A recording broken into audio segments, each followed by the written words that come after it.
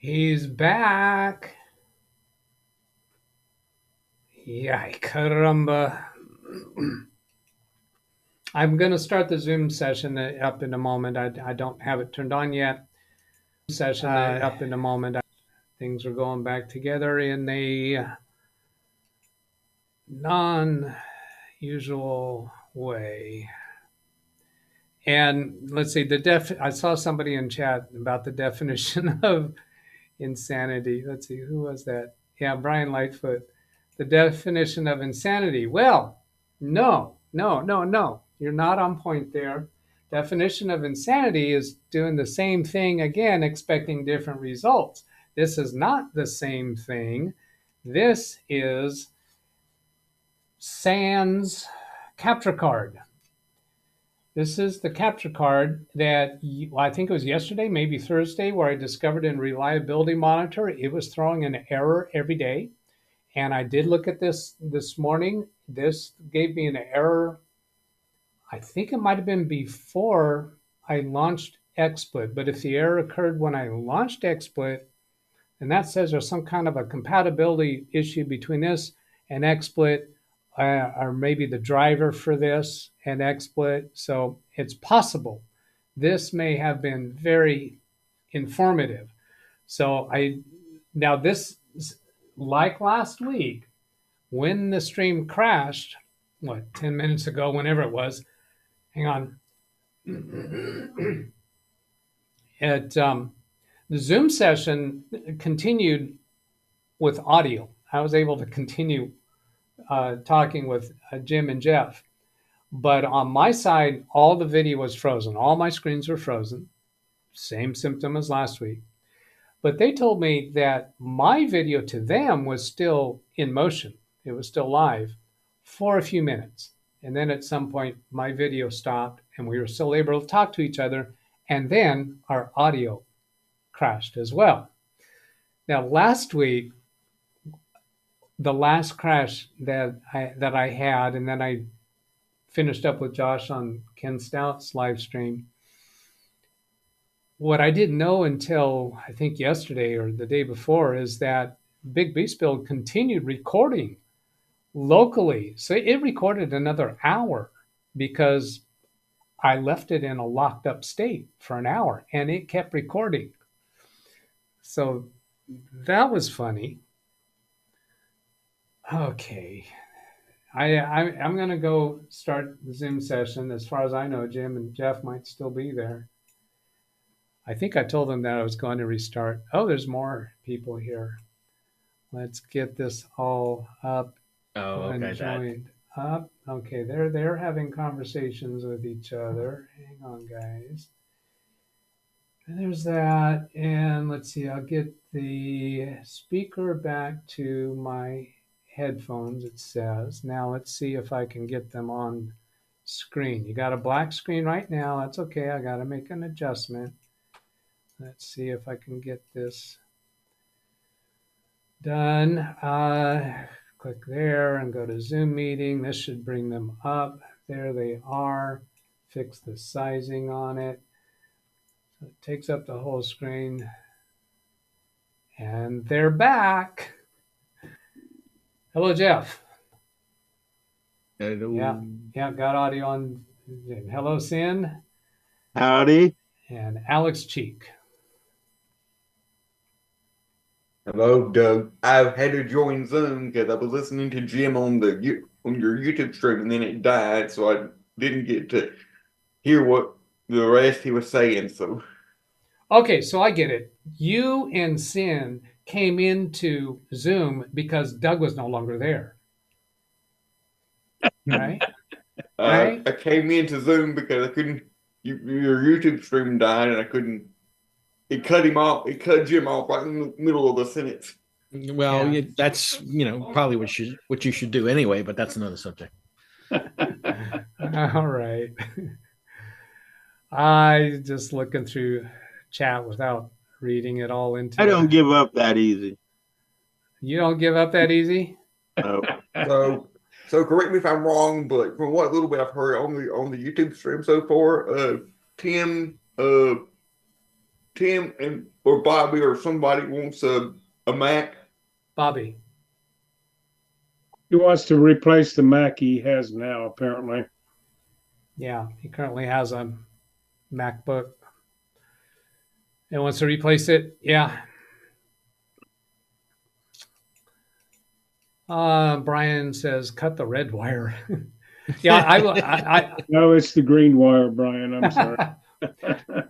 I had put into chat that I think I'm done for today, and the only reason why I came back on is in our conversation after the crash, I realized I could pull this card out, and it would be worthwhile to see if I get a lasting stream, because Well, without the capture card, how are you getting a signal over to YouTube?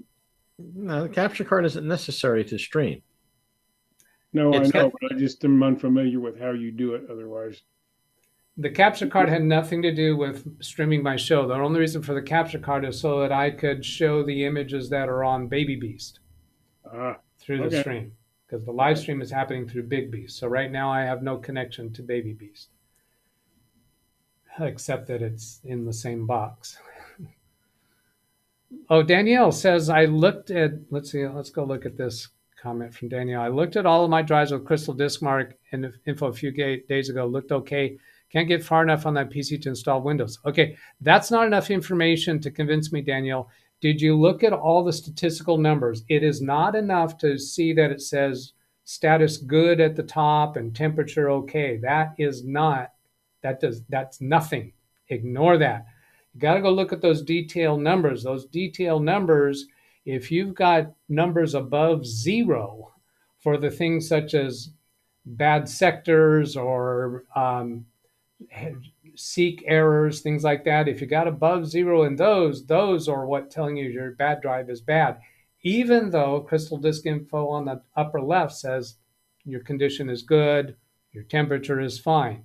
So when you're saying here in chat that it looked okay, I don't know what you mean by that. So I got to be sure, did you look at those detailed numbers to make sure you do not have a non-zero number on any of the error lines? Let's go show that. Crystal, let's see, where do I have that now that I am on the slim Big Beast build on a separate partition? So my bloated partition is the G drive. In SW setup, I have Crystal Disk Info. Here it is. And then Crystal Disk Info 64.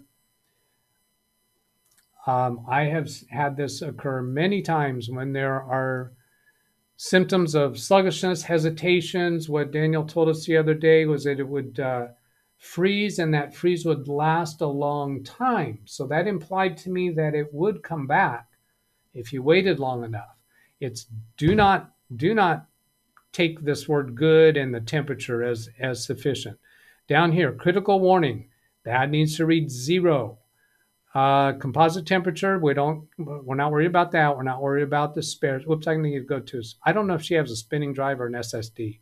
So we'll continue looking with the SSD. Percentage used, not worried about it. Data written and read, not worried about it. Controller busy time, not worried about that. On say shutdown, media and data integrity errors. We want that to be non-zero. So there's just 2 of them on my SSD. The categories that you have here are going to be dependent upon the manufacturer and model of the drive that you have. When I go over here to this spinning drive, I got a different list of things. So read error rate, 0. If it's above 0, then you got a problem. Spin up time, we're not worried about that. Reallocated sectors account, that should be 0. Or at least a very low number. Okay. Seek error rate, 0. On mine, these are showing 0. Anything above that, at least it's a question mark. Spin retry count is 0. Recalibration retries is 0. Now, some of these, if you have a non-zero number, but it doesn't seem real high, then continue using your computer and look at it again tomorrow. If it has gone up during that 1 day time on numbers that should be 0, that's a reason in my mind to replace the drive. Current pending sector count, the uncorrectable sector count, 0, 0, all these other 0, right? Error rate, 0. So does Danielle give us a response about those? Let's see, that's her comment there. Tried that. Let's see, to Brian. What did Brian tell her to do? Read the 6th post. Try disconnecting all the drives except the boot drive, then retry the install. Yeah, so it looks like it's the drive that she's trying to install on is the problem. Let's see, more for Daniel. Samsung NVMe drive was only a few months old. The A-Data drive was brand new out of the box. That doesn't mean that it's perfect. There's a brand new drive could have a problem, but which drive are you having the problem with? Yeah, she hasn't told us here about those detail numbers. And be sure that you are looking at the right drive when you go into Crystal Disk Info. Look at your drive choices up here. Be sure you're looking at the one that you're trying to install Windows on and then it's failing. Okay, lots of other stuff here. Scanning through without reading them out loud. Oh, and there was a Tony Wallow again with the $1.99 super chat. Thank you. I tell you what, Doug, I almost have a problem of my own making. It's not a bad problem or anything, but I got this 5 terabyte external hard drive that Jeff sent me, completely unused, brand new, and I've got about 1.5 terabytes worth of stuff on it, and if this drive goes, I don't have any other hard drives big enough to be able to put this. Like if I get 3 terabytes worth, what I'm trying to say is if I get like 3 terabytes worth of stuff, I won't have anywhere else to put it. Okay. What would happen to you? What would the consequences be if you lost all of that? Is there some portion of that? Is there some major amount of space that would be more tolerable for you to lose? And other that's more critical. 3 terabytes. What you got? Is that a bunch of movies that you've downloaded and you have? That's not a crisis if you lose that. Yeah, it's mainly videos, my own videos and movies and TV shows and stuff. I mean, it's not really. I don't have that much what I would consider critically important data. Yeah, I think what you need to do is focus on the critically important data and be sure you're getting that backed up. The stuff that would really cause you trouble if you lost it. Jim. I'm just reading through the chat on Zoom. The symptoms she's describing has got nothing to do with the drive. Oh. The computer itself is shutting down. Okay, let me find that. You want to look back. What she describes is, and it's down here. Where the heck is it now? I gotta find it. Can you give your timestamp? Yeah, the minutes are for your timestamp. I'm looking for it. Give me a minute. What she's described is that the machine. Okay, it's down at, well, for my timestamp, it's 2:52. Yeah, okay, I see 2:52. The computer powers down partway through the install. That sounds to me like a CPU overheating. Agreed. She said she was getting a high voltage warning in BIOS about the CPU. Then the CPU is cooking itself and it's shutting down. Okay, so check. So she needs to fix what's going on. Yeah. We need information on what type of cooling, what's the board, what's the CPU. If it's giving voltage warnings, it means that the voltage is too damn high. You might try to reset the BIOS so that it goes back to a default that maybe the CPU can tolerate. Right. But that sounds like a CPU overheating or shutting down because it's not liking something it sees. That's not a drive issue. Agreed. Agreed. Yeah, if you were getting an error message during the install, that would be a different, perhaps a drive issue. But yeah, I didn't. This is the first I knew about that. The computer shuts itself down. A 5700G, that should not get that toasty that it shuts itself down. You either have cooling problems or there's something wrong with the voltage being delivered through the motherboard. Yeah. Has the CPU cooler been removed and perhaps the thermal paste not applied? Was somebody working on it that way? It's an Asus board. Oh, when was the last time you did a BIOS update on that board? It's an Asus board. They have had issues with delivering too much voltage. Ah. Okay. How about It's one would of it be those used? big gaming motherboards, isn't it? From what you just said, Yes, ROG, Strix, whatever. I have that board. I mean, I have the Gaming Edge. No, I don't have the Gaming Edge Wi-Fi. I have the regular B550F gaming, not the Edge Wi-Fi. First thing I would do is if you've done a BIOS update or have not done any BIOS update, first thing I would do is update the BIOS. Asus boards have been known to supply too much voltage.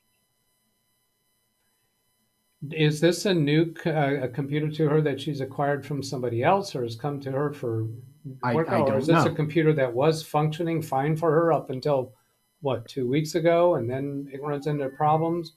About a little history on it, perhaps photos of the BIOS information and the CPU cooler inside of the computer. Yeah, there's a high. It says a high voltage warning in the BIOS. That's where the problem lies. This is not anything else other than that. Yeah, that was in her comment in your first stream. About the high voltage. Yes. All right. Oh, the first stream this morning. Yes, the first stream that crashed. So I didn't see that. Yeah. All right. Yeah, that's all on point. Forget about what I was saying with the crystal disk info. That's not. But the freezing that she was describing, the last time we had information from her, that sounds like that could also be a heat related issue. Okay. But that wasn't the computer just shutting down. Let's see. I think I have some notes. I think I captured some notes of what she gave us in chat the other day. Might have to manually go into the BIOS and adjust the voltage down to something that the CPU tried can several updates. Yeah, well, she may have to actually go in and fiddle with the actual voltages. Well, what about selecting BIOS default? There should be BIOS default would be the first thing I would do is I'd reset it to factory defaults, but that's the first thing I would do. The next thing I would do is I would boot it into the BIOS and let it sit there and see what the CPU temperature is doing. Oh, there's a new BIOS from October 30th this year. What does V? Well, she said she's recently done BIOS updates, didn't she? Yeah, well, within the last 3 weeks. I don't know or so. Who knows? Oh, October 30th. Yeah, but do we seriously think a BIOS update that's BIOS version that's 2 or 3 months old is got that much of a problem? Although, Jim, you did say that they were recently reporting troubles, right? Yes. So that could have been due to a faulty recent BIOS update. Was there explanation behind those stories, Jim? That you recall? Just I mean, you might not. Just that there was excessive voltage. It was supposed to be for. Yeah, see, that's the B50F gaming. I have that one. She has one that's slightly different.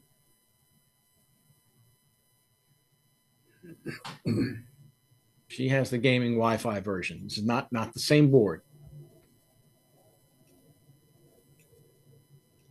You got to be very careful when you pick a model number on a manufacturer's website.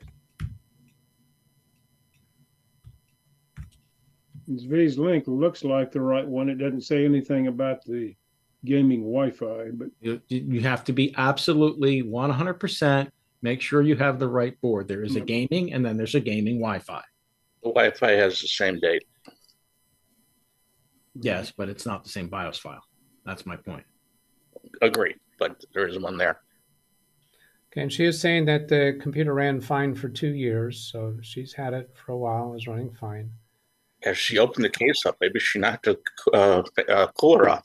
Yeah. She says has good Arctic dual fan cooler, but That doesn't mean anything. have to look at Yeah, Yeah, You it have to isn't you have to working. visually inspect it. And my suggestion, Right. the very first thing, is boot into BIOS, leave it sit at BIOS, and monitor the CPU temperature.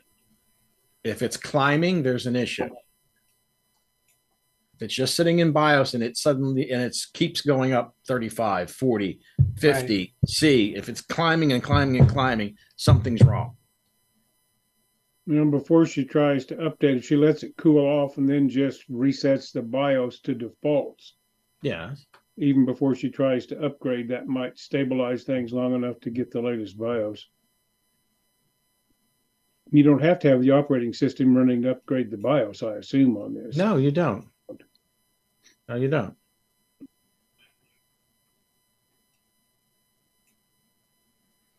All right. Well, I have read through all of the chat comments. I'm not going to read them out loud. But that's sounds like a plan. She's asking how to set the voltage to some level. I think Jim's suggestion just set it to factory defaults. Yeah, factory defaults. Now,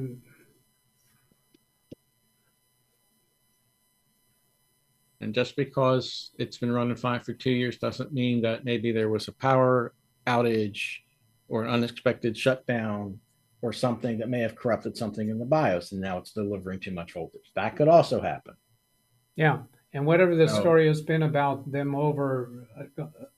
experiencing over voltage problems, could that have been done due to some recent series of sequences or a BIOS update or something that has gone awry, which would be an explanation of why she has the problem now.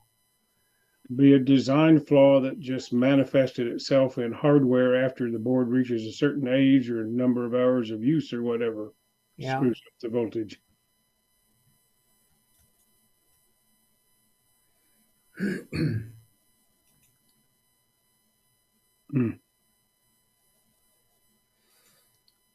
All right. Guess we're kind of looking for. She's probably going to need a little time to deal with that. Now she's done BIOS updates. Those BIOS updates were likely done with a USB thumb drive. Is that the way they're done? Oh, she says she's done the latest one, the 3404. Okay. Yeah. Assuming it was for the exact right motherboard. Well, it won't let you do it if it's not the right one. Okay. All right. This is not the 90s. Okay. Okay. So she says trying to find voltage to set. How about, is there an option there to revert to default factory? There's an option in every BIOS to load defaults. Yeah, I've never everything. seen one that didn't. So rather than adjusting the voltage yourself, just set to default settings. Unless, Danielle, if you have some reason why you don't want to do that, I mean, the only reason to change the voltage normally is if you're trying to overclock or something, right? Yes, that's and a 57G you don't really overclock. Well, then also what I've seen on the Republic gaming boards, which I have, is you can save a BIOS profile. So if for some reason you are reluctant to reset to default, you could save your current settings and then reset to default, and you could always go back and restore the profile that you saved after finding out what the voltage is supposed to be by looking at the voltage settings in the BIOS, in the default version of the BIOS. You could go back. Now she says loaded defaults, but BIOS complains that it's 2.896 volts. Holy crap. That CPU should basically be blowing up at that point. No, yeah, that's not good. Okay, well, how about, can we give her a specific voltage that she could put in? Typically, your CPU voltage is hanging around 1.25, 1.3, I think. It should Yeah. almost never go above 1.5. That sounds right. Is there specifications we can look up somewhere to find out what it's supposed to be rather than taking a experience-based guess? Here, Jeff's got, that's a BIOS for the motherboard. That's the one that says gaming Wi-Fi on it. Okay. It's got the same number, but it was a day later, so it's not the one that was posted earlier. Yeah, that's Let me not good. back up. That much voltage on the chip, it's cooking itself. What CPU voltage for, now all I've got in my copy here is the motherboard, but the CPU voltage, would that be specific to the CPU itself rather than the Yes. motherboard? Yes. Okay, so do we have her CPU specs? It's a 5700G. 5700G.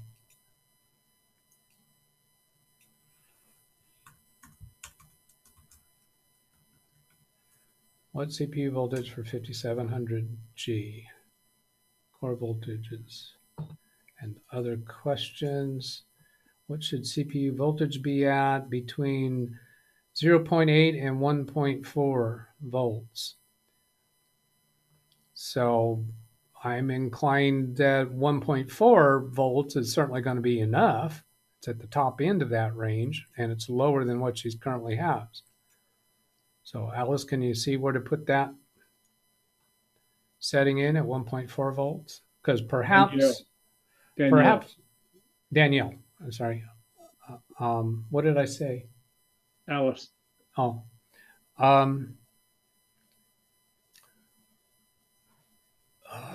Then I lost, lost where I was at.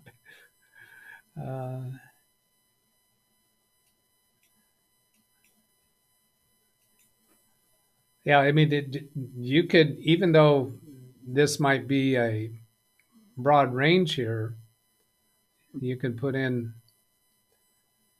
like 1.5, and worst case scenario, that's going to be not precisely what you need, but it's going to be less than what you're already throwing at it. The other problem also could be is that the board could have gone defective. And somehow causing Yes. too much voltage? Yes. All right. Could be something in the voltage supply circuit that's gone bad. A capacitor blows up or a short develops someplace in that circuit or whatever. Yeah.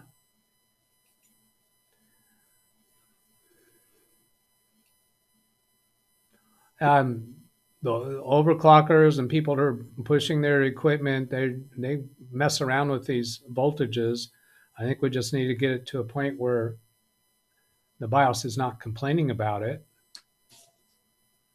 at least as a starting point. Now, this is not actually, this is a Reddit. I need something more official.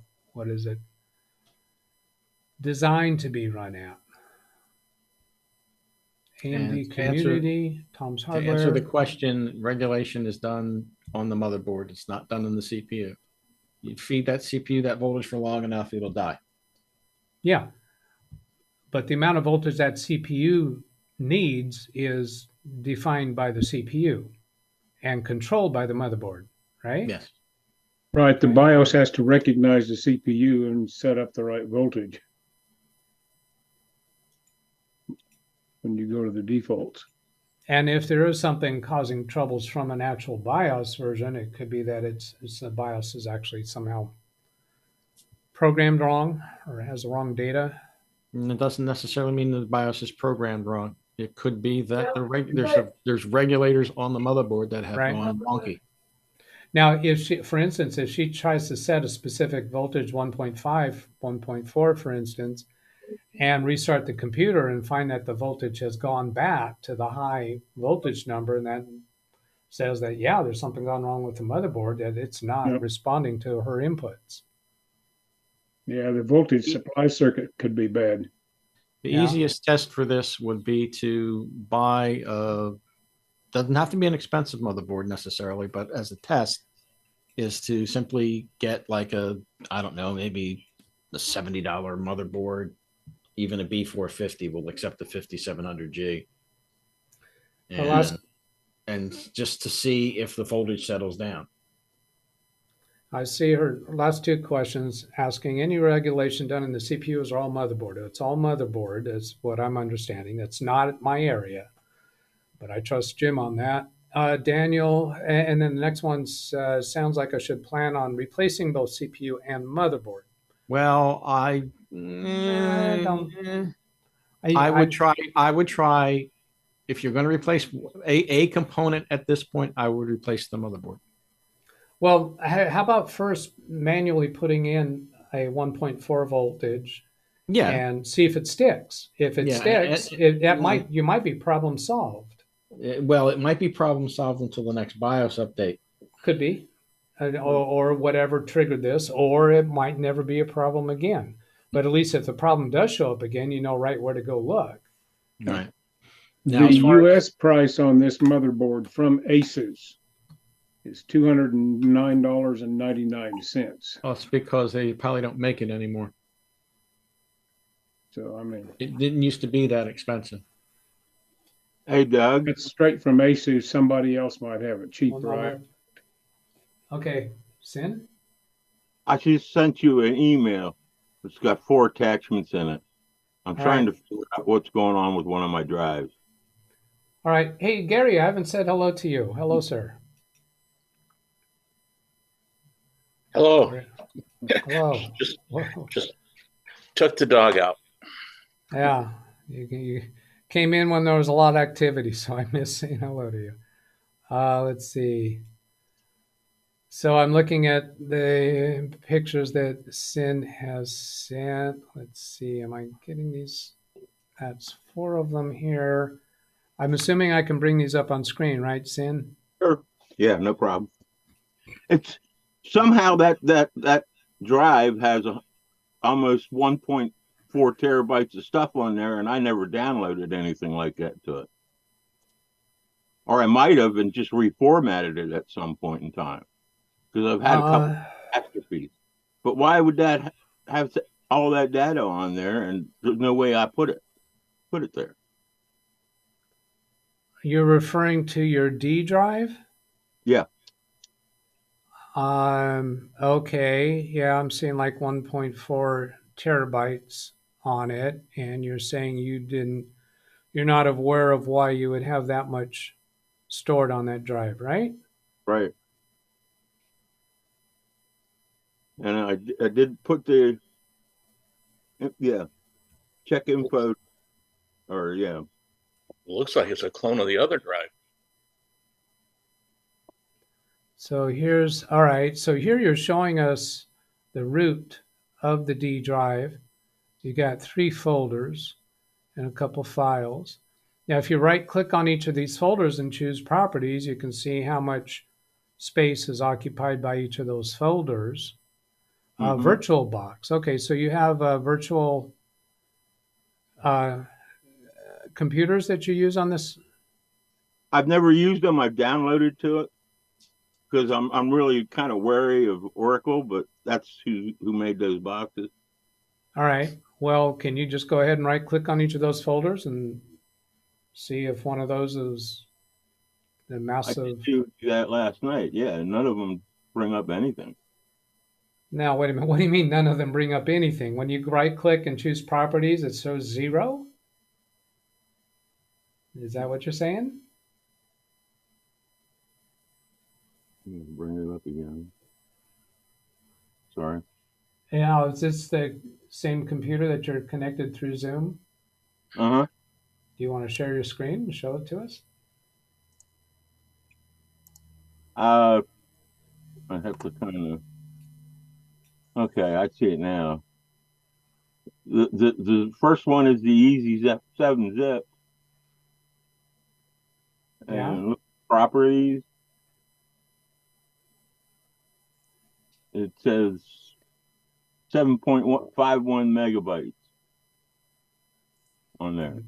7.51 51 Well, megabytes. Well, that's tiny. 204 megabytes is the size on the disk. Yeah, just don't do the size on the disk. Give me the number above that, the actual file size. 7.51 megabytes. Okay, we don't care about that one. Go to the next folder, file history. Nothing. Okay, the next one, VirtualBox. Yeah.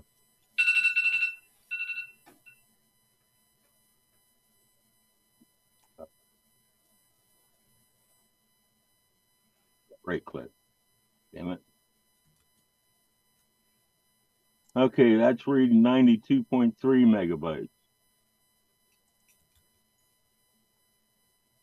Kali Linux is next.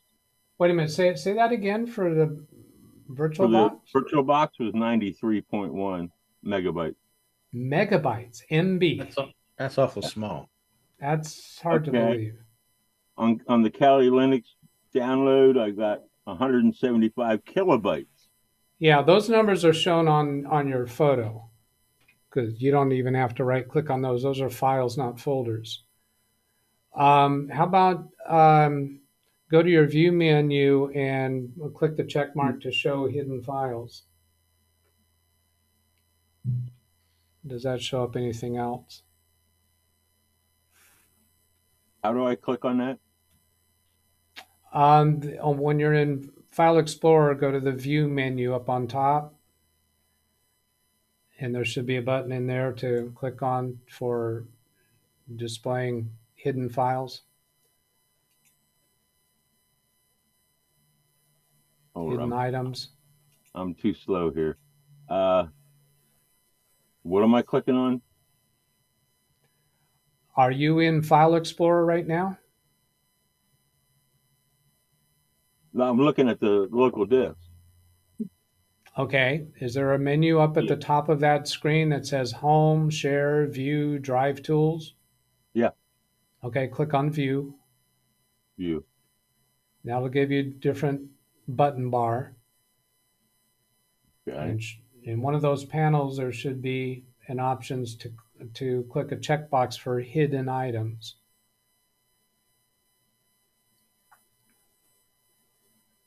Yes, found it. Did you find it? All right. Yep. Does that bring up anything else in your display of the D drive? Nothing. Okay. Do you mind sharing your screen so we can look at it together? Okay. Let me go. I think I gotta allow you to do that first. Let's see. Yeah, putting a check mark for share screen. So down on the bottom of your Zoom window, you should be able to click on share screen and then click on your screen 1, 2, or 3, whatever monitor you have this displayed on. Screen 1.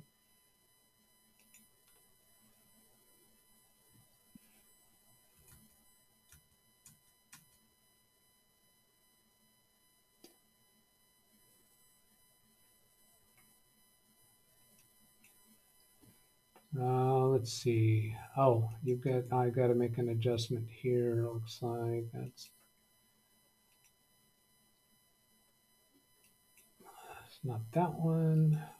Where is it? Drive being wired. Is that it? Nope, that's not it.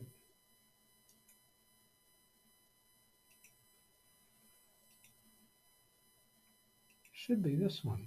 Oh, there it goes.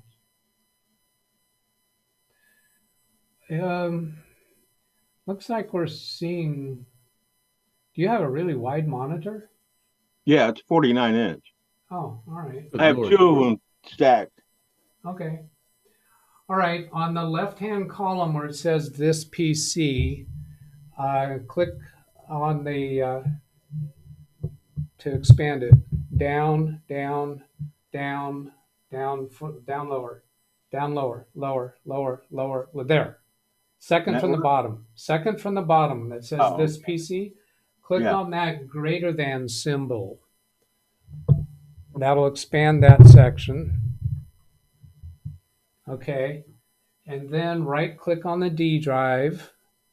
Okay. And choose properties.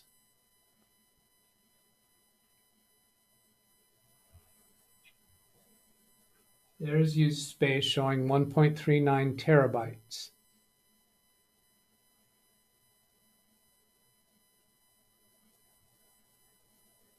All right, cancel from that. And then right-click on the virtual box folder. No, that's a file. That's a file, not the folder. The folder. There you go. Right-click and choose Properties.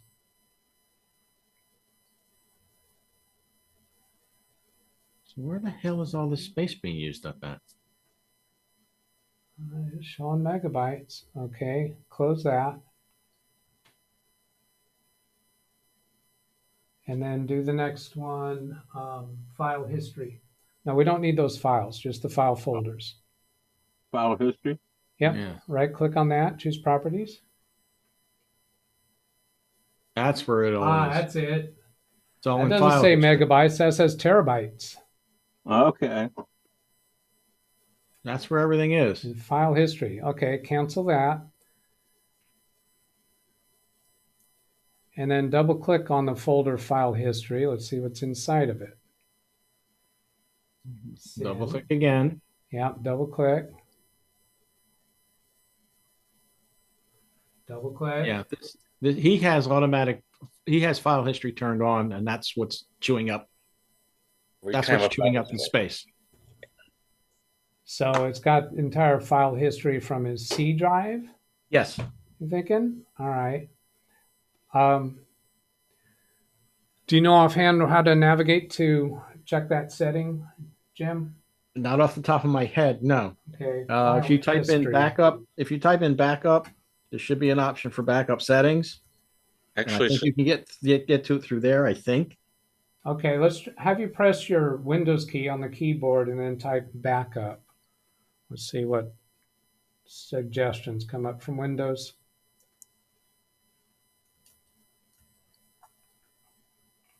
You have to type in the box. Type in the box at the bottom. Backup. Okay, Winter mute. Backup settings. Yeah, go to backup settings.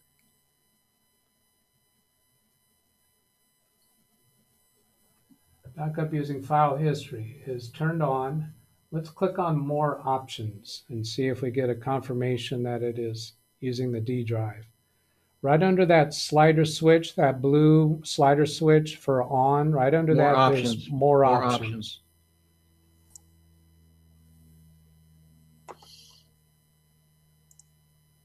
I did not know that backup option was on. I've never been on the. See, keep my backups forever. Change that. Yeah, right there. Change that. 6 months at most. Yeah, and notice at the top of that, a little bit higher on that screen, it indicates your D drive. Okay. So yeah, your file history is getting backed up to the D drive. You've kept every file history since it got turned on. God only knows how long that's been. Well, I didn't even know that the UEFI thing got switched to this drive too. And I load it where it's at because it's only what 50 megabytes or something, or 100 megabytes maybe. I didn't follow that. What do you mean your UEFI got changed to the? If you look at the picture I sent you of management, computer management, you can see what it tells me. What else is on that drive? All right, I'm looking at that. I'll show that to YouTube.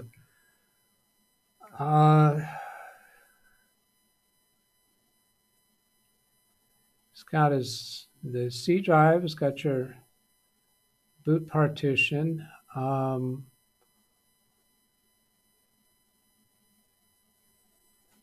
EFI is on disk 1 partition 1.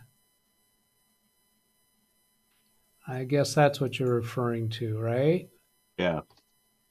Here it is, system. Yeah, so yeah, your EFI partition is on your disk 1. It's the first partition. This small partition on your disk 0 does not have the EFI system. So I see what you're saying. I mean, I did see where you can go into command and I could move that back to the original drive, but I don't even want to bother with that. I wouldn't. I don't see a reason to bother with that. There's not supposed to be all that stuff on there, so, and I had no idea how it did it. And now I know. All right. All right. Hold on. Yeah. Hold on, guys. One thing. Wintermute is going to says go to Control Panel, File History, Advanced, and clean up old versions. So that would actually delete. Right. All we've done here is we've told it what to store moving forward. We haven't told it to clean anything up. So Nope. Good point. So yes, let's go into Control Panel. You could, in their search field in the bottom left corner of your screen, you could just type Control Panel. Actually called file history.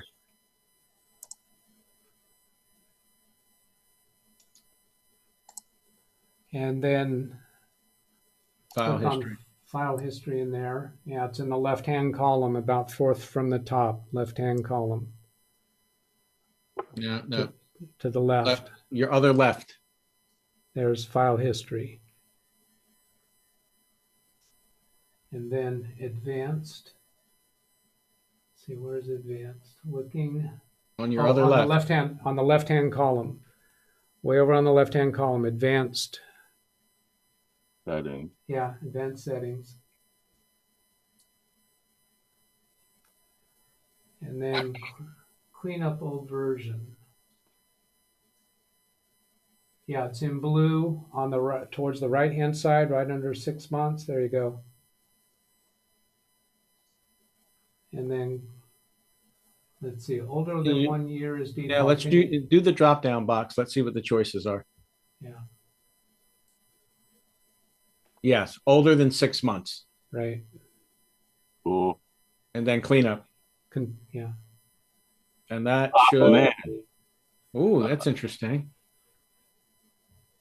Element not found. Did it already clean up? Let's go. Leave this window open and just go take a look at your D drive.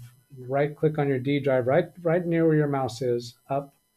You've still got it on screen where it's highlighted right there. The D drive, the local disk D. Yeah. Right click on it. No, that wasn't a right click. Oh. Back. Well, you could just Yeah. right click on the file history folder and choose properties. Now that wasn't a right click. Properties. We're still up at 1.37. Okay, let's change from 6 months to 1 year then and see if we can get incremental progress. Yeah.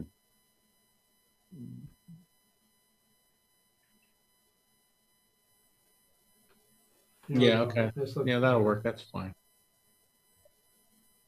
No, see, that's interesting. You get the same error.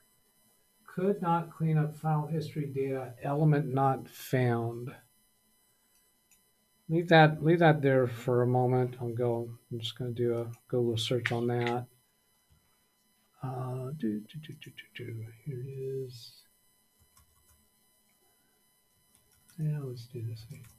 Could not clean up file history data element, and it's suggested element not found. So other people have found this.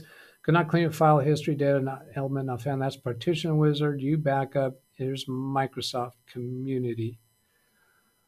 I'm just going to go ahead and open all three of those on their own tabs. Many Windows users encounter this. Possible causes, corresponding solutions. Unfortunately, sometimes operating system may not be able to locate the backup files and clean it. All the history, what causes it, how to fix.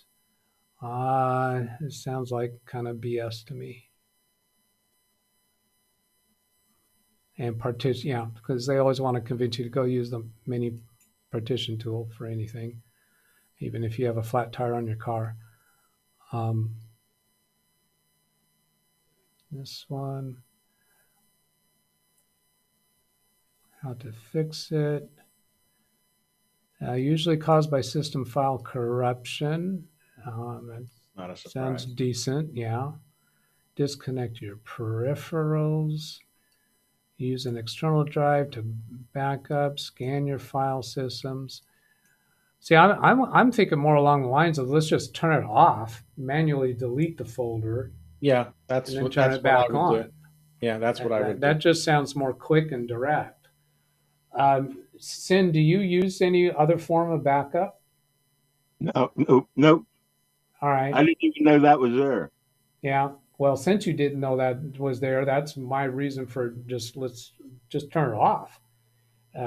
Possibly leave it off or turn it back on. You do if you lost everything that's on your computer today, would you be upset? No. No? Oh, okay. Well, let's just turn it No. off and move on. Well, I didn't tell you about the horror story I had after you showed me how to go on to Acronis, and you just took my documents off of the, and I went back and downloaded both drives entirely, and my whole system went wonky, and I ended up on Windows 7, and couldn't get anything to work, couldn't do nothing. So I reformatted both drives at that point in time. All right. Well, let's move forward and get through this. Let's move forward and get through this. Go ahead and click close for that. Could not clean up file history.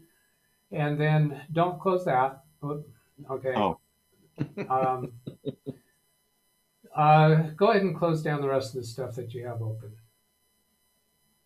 Close that. The X in the upper right corner. Let's just get our whole environment cleaned up here. Now let's stay here. Backup options. This was 6 months old. This doesn't have that slider switch, does it? If you use the back arrow up in the upper left, you'll probably be able to do it. Yeah, I think so. The upper left corner of this window, there's an arrow pointed to the left. Click that. Yeah, hit that. Yeah, okay. Then turn that switch off. Yeah, turn that off. Okay. And then we can probably go into the D drive and just delete the entire file history folder. Yeah, that's what I'm thinking. Click on right there. Just click to bring that window up front, and then right click on file history and hold down your shift key as you press delete. As you click on delete, hold down your shift key. It's down towards the bottom. Third from the bottom, hold down your shift key when you click delete. And permanently delete, click yes. Bye-bye. The reason for holding down the shift key is so it doesn't go to any recycle bin. Okay. It's gone, baby. On the left side, right click on the D drive and choose properties. Left side of the screen, down towards the bottom, right click on the D drive, choose properties, and see a bunch of free space. Yes. Thank you, sir. Thank you. You're welcome. You are a master, I swear. Now, there's a little bit of teamwork here. Can you stop your screen share? Yeah. It's what? Full size now? It should be towards the top of your screen. Oh, yeah. To stop sharing your screen. Stop sharing. Okay. Thank you, sir. Very good. You're welcome. Thank you. I hit that yesterday and I was clueless. And even when you said to check with the Crystal, info. Yeah. Crystal, Let's see. I'm trying to get Zoom back onto YouTube. It's not happy.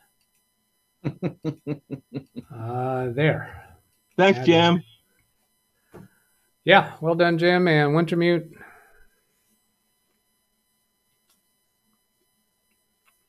And other people are saying to disable it. Randy Israel. Delete it all, start again, says Wintermute. Yeah, well, we didn't even start again. We didn't turn it back on. We just left it off because he wasn't even aware it was there. And he doesn't care about losing everything that's on the computer. Nope, I'll start it over again. I've done it once. Yeah. Oh, Danielle's got us a report about voltage. Lowered VDD-CR to 1.1 volts, and BIOS tells me it's measuring 2.192 volts now. Yeah, that tells me there's something screwy with the board. Yeah. She's going to check in about 20 minutes. The latest version of that motherboard on Amazon is $109 now. Not the 2.0 something, which was the original one at Asus. But they only had one left at this point. Now you can first of all, unless there's a specific reason why that particular board, even low end B550 boards will handle the 5700G. It doesn't draw that much power. So the only reason you might want to use the gaming board is that you have a lot of external stuff. Yeah, well, if she just wanted the gaming board, then there's a newer edition of it. Yeah, understood. And it's cheaper, and I don't know if they've had voltage problems on the newer edition or not. I mean, that's something to consider. Whether you want ASUS or not is up to you, Danielle. There's no way to. That's a personal preference. My personal preference. I have the non-Wi-Fi version of that board. I've never had an issue with it. I've never had an overvoltage. I suspect that the board's defective. Number one. Number two, I've built about 5 systems with ASRock boards. I've never had an issue with any of them. That's up to you.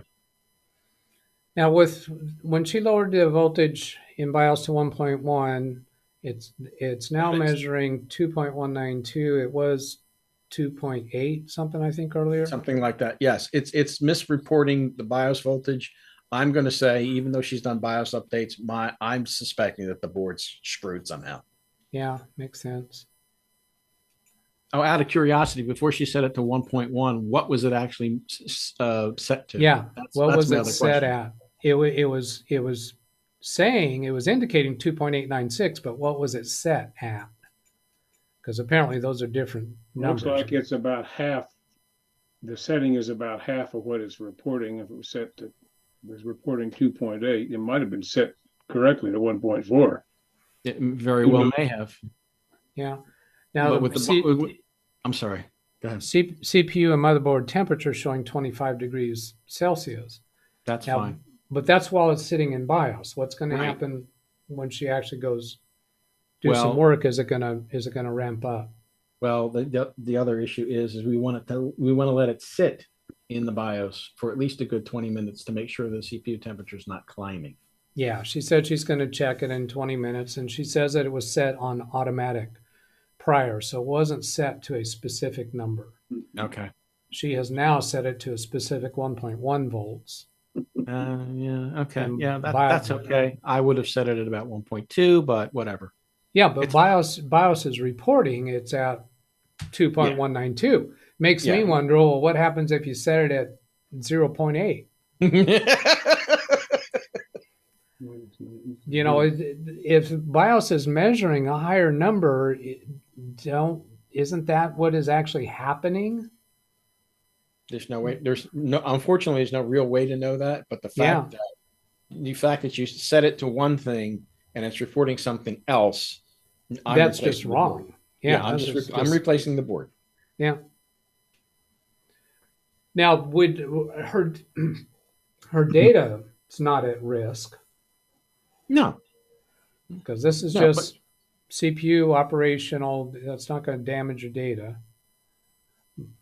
Question might be, has it already damaged her CPU? Yeah.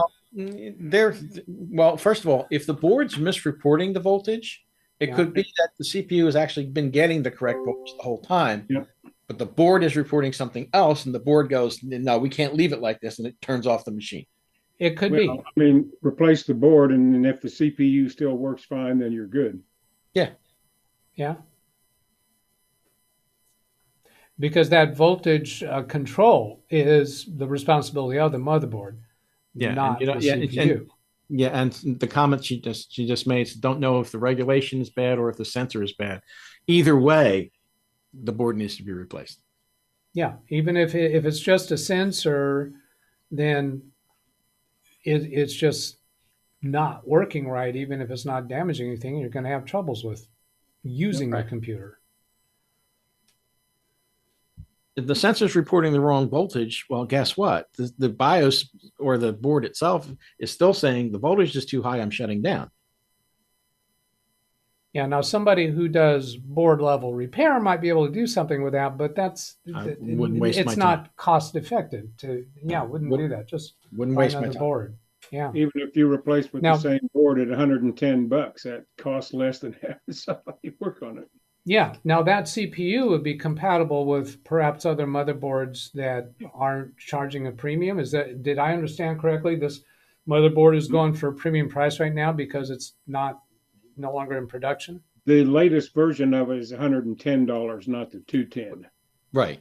110. Oh, that's okay. So the version that she has would be 210 if she was trying to replace. Right. It's an older version which isn't made anymore. That's why the price. All right. Yeah, so buy the more current one that costs less. He was saying that that there's other boards that'll work just fine with that CPU, which cost even less. Oh, all right. So now, might they have different combinations of different I/O ports or adapter slots? So you need to be, if you're going to get something different, you need to be sure that it suits whatever other purposes you might have. I'm guessing she doesn't have anything really. Which has Wi-Fi on it. It might be a little older as far as the Wi-Fi itself is concerned. Doesn't this have a 3-year warranty though? But it's like $85. What was the question about warranty, Gary? Doesn't it have a 3-year warranty on it? I don't know if the board's that old. Oh, on her current motherboard? Mm-hmm. Yeah, and she can certainly, if she has the receipt and it's within that 3-year warranty period, she can send the board back. And she'll RMA the board. They'll hopefully have one that they can replace it with. And that'll be longer turnaround. Yeah, it'll be longer. If you want to get the machine up and running, get a new board. Yeah. Did you get near poison, Ken or Jim? I'm sorry, did I what? You're scratching your hand. I said, did you get close to poison? Oh. No, hands are just dry. They're a little itchy. Zavi has in chat release date September 2021. It might be under warranty coverage. Well, if they don't have the old one, they might give her the latest version of the same board. That's entirely possible too. Yeah. Part of this depends on this. Do you need the machine immediately? If you need the machine immediately, you get another board. If you don't need the machine immediately, go through the RMA process. And the RMA process, I'm going to guess they're not going to cover the shipping fees. You would have to box it up and ship it. Is $85 worth that to you? I wouldn't. I would just buy the new board and be done with it. The old board would go to electronics recycling. But that's me.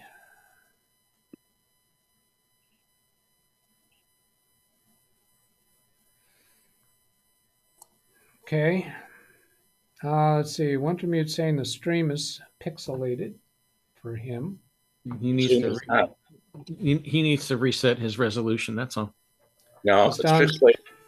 No, 2 other people are reporting the same thing. Pixelated for me also, but Zoom is not. Oh, yeah. Tony's saying. Oh, yeah. Oh, I think you're about to go down. I have dropped frames at 360. Oh, okay. So it's the internet connection then. Yeah, Wow. it's at 720. So it's not. Wow. This is the DougBetts effect. Wow.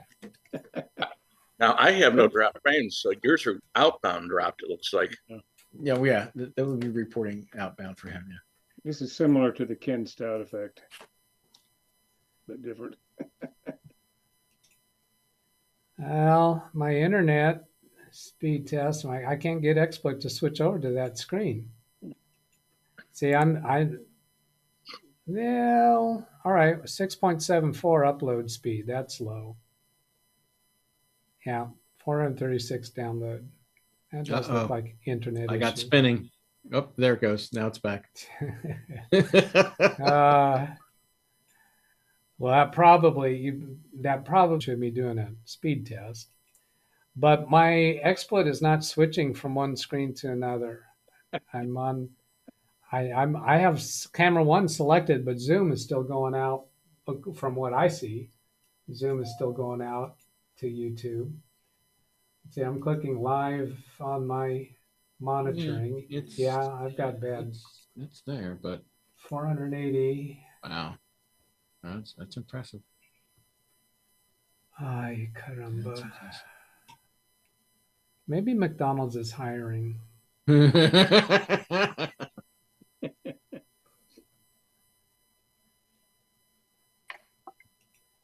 Yeah, my mouse icon isn't even changing the way it's supposed to as I'm moving around.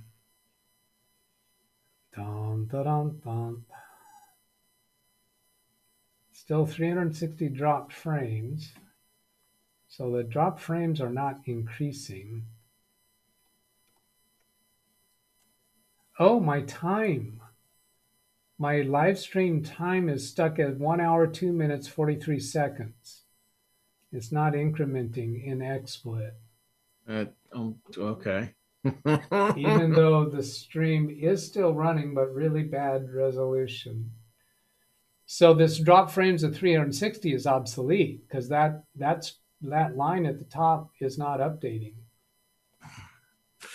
Why am I suddenly reminded of Howard Cosell? Down goes Frazier.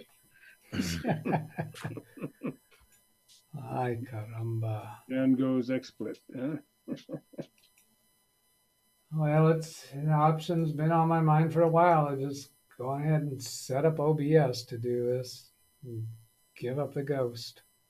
Oh, by the way, Doug, you said was it reliability monitor that you were seeing all these things about the capture card? Yeah. Okay. Well, I just looking through mine and there's, let's see, do I have anything? Yeah, I do have one there about the capture card, but that was also something else going on. And this one, I bet you this was the power. Yeah, this was a power outage thing. Let me, hold on. Let me just, I'm going to share this real quick so you can have a look at this. Oh, your screen share came up without me adjusting the scene in XSplit. Yeah, right now I'm looking at weeks and you notice there's nothing going on right now. This particular day, we had 2 power outages I believe that day. Okay, but so I see RE Central Service. That's the one. That's the one you're seeing? Yeah, that's if you look in details of RE Central Service, not the Windows. Go to the next one. Hold on. It was the second from the top.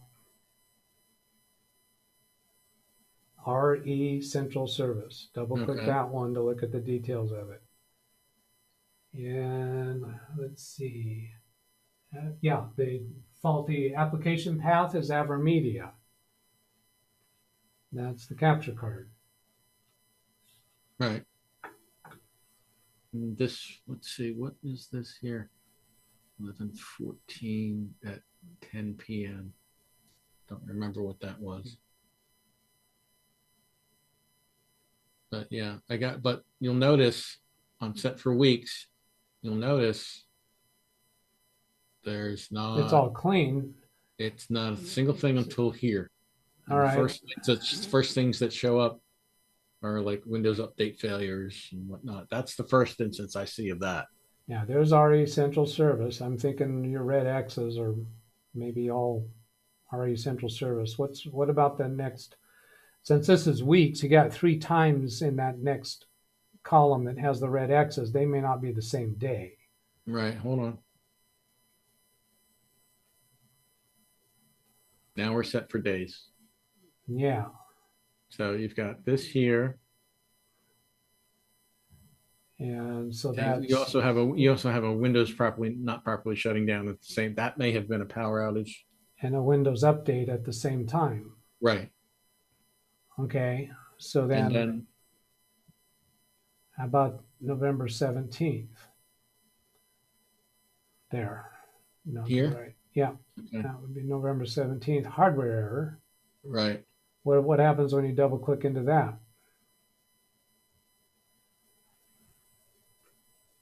Kernel event. All right. That could have been anything, quite frankly. Let's go on to the next one. Bad module info. How it happens in that. Double click into bad module info. App crash. Doesn't specify. Can't tell Really? what app. All Doesn't right. specify. On to the next one. Want to go to this one? Yep. Okay. RE Central Service. Windows not probably Yeah, shut down. Stop working. This was Stuff. 2 power outages Oh, that okay. happened within about 15 minutes of each other. Looks like an hour and a half, judging by those times. An hour and a half. Well, it might have been an hour and a half. Yeah, actually, no, it was about an hour and a half. No, not an hour and a half. 1 hour. 1 hour. Hour, Okay. hour and 1 minute. That Yeah. sounds about right. We did. I had 2 glitches. So All right. yeah. that was So you're tough. having the RE Central Service now. You're not using xSplit. Maybe xSplit somehow is sensitive to that, and could be. you're using OBS is not. Because I stream with OBS every day and have that Avra media card in place. So OBS was not bothered by it. Yeah. So it's entirely conceivable that xSplit is bothered by it, particularly since I have. Now, I didn't have the problem in xSplit until I configured a scene that utilizes the capture device. Aha. Yeah, because I've been streaming every day using xSplit in the thin Big Beast build and the new presentation for xSplit has been working fine. This morning, I configured so that I could display Baby Beast in case I connected to anyone's computer remotely. Oh, wow. That my unsharing the screen really started to upset things here. Well, it does. I'm looking it at does, the screen. Jesus. Well, it doesn't let me change my scene in xSplit. Let me see if menu options in xSplit are locked up. So with the Avra media card removed, I'm still having an xSplit symptom. And is this happening because probably happening because of my internet speed? Because it looks like there's something going on with my internet right now. Yeah. There are just so many factors involved. Yeah, this it's like the entire video portion of the stream is like a minute or so behind at this point. Yeah. Well, that brings us to 12:59 p.m. So that sounds like a good time to shut this down. Well, I can't bring you on to let you say goodbye to the audience. You're thinking, hooray, yay. Well, the audience is probably going, oh, thank God. Yeah. Oh, they're chit-chatting with each other, it looks like, as far as I can tell. Yeah, and Zoom video is fine, though. Right? You guys haven't seen any problem with Zoom video, have you? No, not from your end anyway, no. Yeah, it looks fine to me, but that's going over the internet. All right. Goodbye. Good night, Gracie. Thanks for hanging out. Thanks a lot, Doug. You're welcome, Sin. And you and Jim. Yeah, and goodbye, Gary, as well, and Josh, Jeff, Jim, Sin. All right, I'm clicking you out. And I can't bring myself up to, so you're going to see a blank screen. Yeah, that's it. I'm waving goodbye to you. Just believe me. I can't even click the end stream button. I cannot click the end stream button in xSplit. I'm going to have to go to YouTube Studio to end the stream. Ay, caramba. Here it goes. 3, 2, 1, 0, click.